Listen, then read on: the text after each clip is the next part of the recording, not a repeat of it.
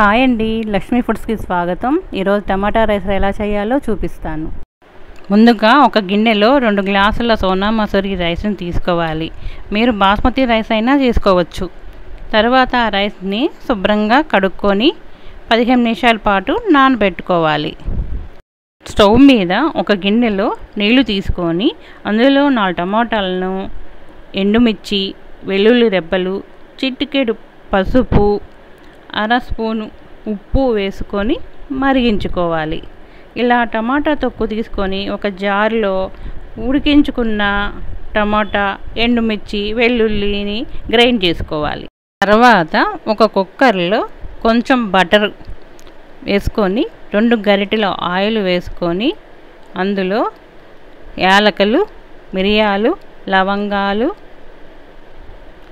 దాల్చిన చెక్క,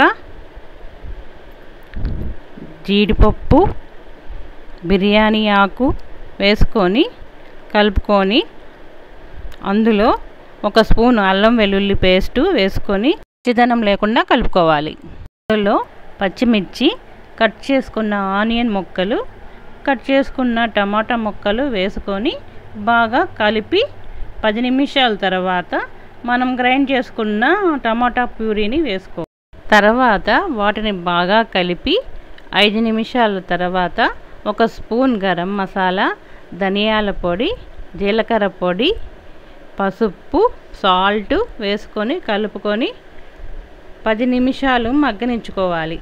అందులో టేస్ట్ కోసం కరివేపాకు, పుదీనా, కొత్తిమీర వేసి కలుపుకొని అందులో నానబెట్టిన రైస్ని వేసి కలుపుకొని అందులో 2 గ్లాసుల రైస్కి 3.5 గ్లాసులు నీళ్లు పోసుకోవాలి.